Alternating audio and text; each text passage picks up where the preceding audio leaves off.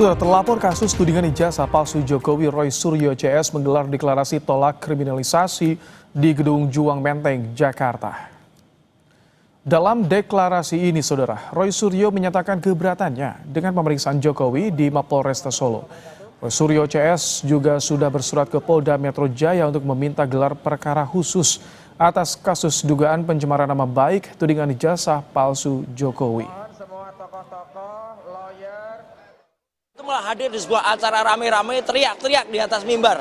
Ya, itu kan sama sekali tidak benar. Jadi artinya kami sangat berkeberatan dengan moda pemeriksaan cara gini. Polri gimana mau dicintai masyarakat kalau pemeriksaannya sangat subjektif semacam ini? Itu tanggapan saya.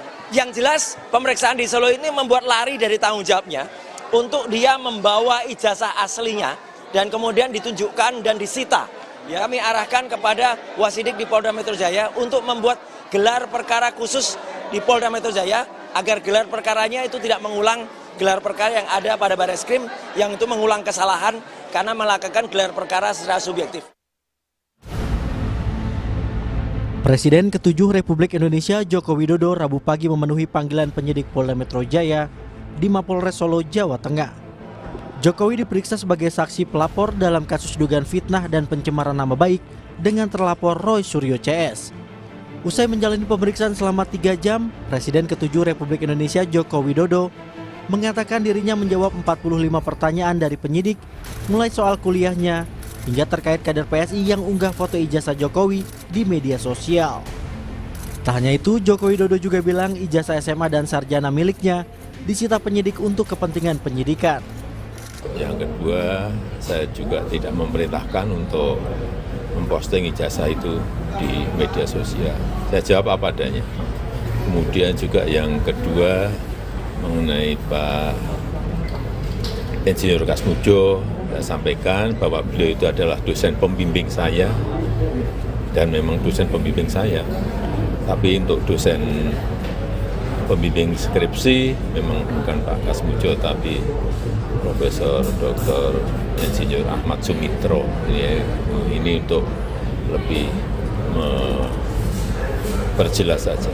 Ya, juga sudah dilakukan tadi penyitaan ijazah asli S1 dan SMA oleh penyidik. Dua jenis ijazah aja Pak yang disita? Iya.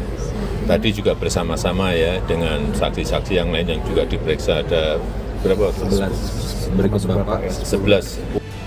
Selain ijazah Jokowi, penyidik dari Polda Metro Jaya juga menyita ijazah teman SMA Jokowi saat pemeriksaan di Mapolres Surakarta pada Selasa kemarin.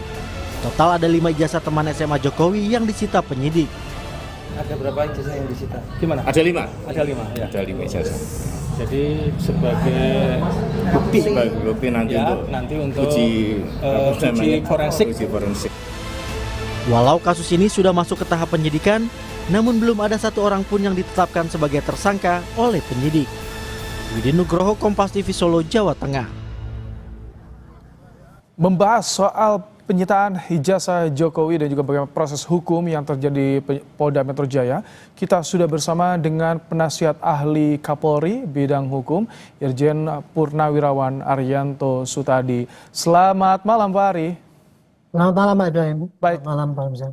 Hari ini penyidik dari Polda Metro Jaya menyita ijazah SMA dan juga sarjana milik Joko Widodo. Ini kepentingannya untuk apa Pak Ari menurut Anda? Ya, seperti saya sampaikan dari dulu ya, ini sudah naik ke penyidikan Pak. Jadi langkah-langkah dari penyidik sekarang ini adalah mengumpulkan barang bukti, mengumpulkan saksi dengan cara yang sesuai dengan undang-undang. Kalau sudah sampai pada tingkat penyidikan, maka pencariannya itu harus berdasarkan pakai semangat ataupun legalitasnya itu pakai pro justisia. Meriksa saksi juga pakai kop pro justisia. Gitu kan. Kemudian menyita barang juga ini kalau dulu kan waktu tahap penyelidikan hanya pinjam saja, melihat-lihat gitu membandingkan. Tapi karena ini akan dijadikan sebagai barang bukti, ya maka ijazahnya apapun barang bukti yang ada di sana itu disita kemudian. Oke. Jadi prosesnya akan berbeda dengan yang terjadi di Barreskrim ya. Ini murni yang dilakukan oleh penyidik di Polda Metro Jaya Pak Ari ya. Iya. Kalau yang di Barreskrim dulu itu kan masih baru pengaduan ya. Pengaduan, kemudian Barreskrim melakukan tindakan penyelidikan. Penyelidikan itu adalah mencari keterangan dengan cara yang tidak pakai upaya paksa. Dulu Barreskrim ketika melakukan penyelidikan itu dulu sempat datang ke Gama juga. Dan di sana melihat-lihat semua dokumen-dokumen yang ada, termasuk kalau nggak salah juga ijazahnya ataupun dokumennya Pak Jokowi itu semua diperiksa dulu. Bahkan dulu kan diperiksa pakai lapor. Tetapi itu bukan pakai penyitaan dulu baru diperiksa pakai lapor. Nah kalau ini dari laporan yang di Polda Metro ini kan Pak Jokowi sebagai pelapor ini. Pelapor kan kemudian sudah naik penyidikan, maka pelapor itu Pak Jokowi menunjukkan ijazah aslinya. Nah itu kemudian nanti akan disimpan oleh penyidik dan itu pasti akan disita dulu.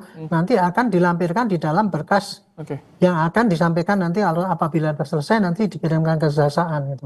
Ini kan sudah sempat diuji keaslian di Barreskrim, namun di Polda Metro Jaya kembali disita.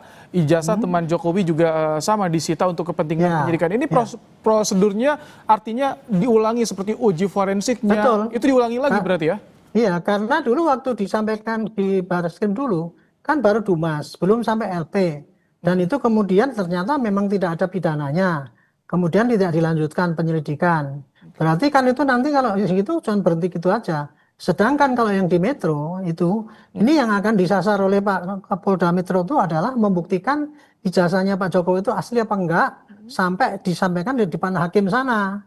Makanya ini disita dan diperiksa ulang, sehingga agar barang bukti itu nanti bisa diserahkan ke kejaksaan dan nanti akan dihadirkan di persidangan.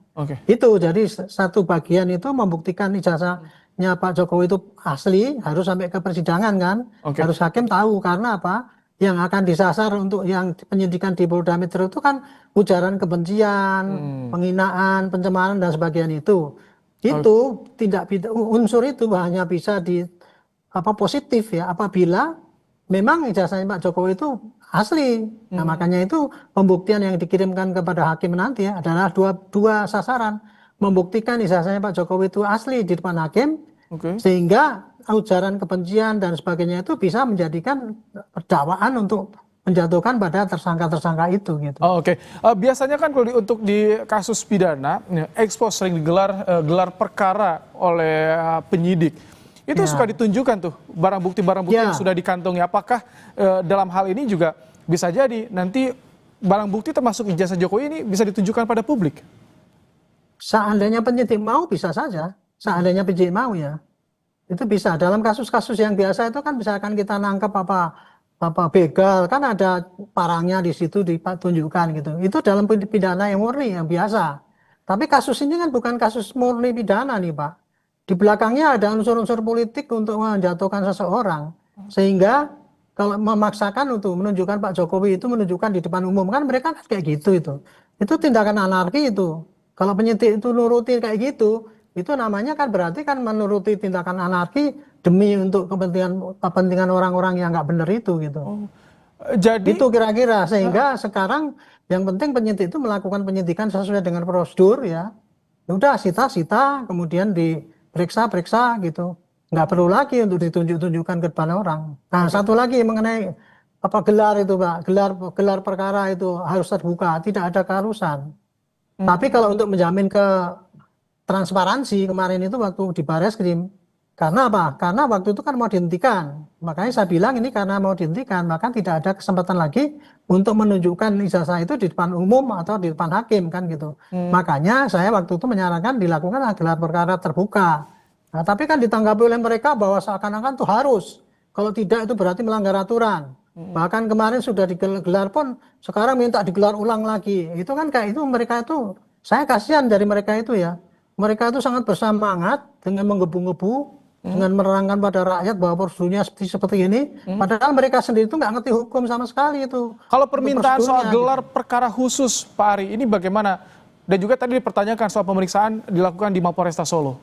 Ya, nah mengenai pemeriksaan itu ya, penyidik itu mau memeriksa di mana-mana tuh bebas saja. Yang dicari yang adalah kemudahan kan kan banyak saksi yang ada di Solo itu tadi.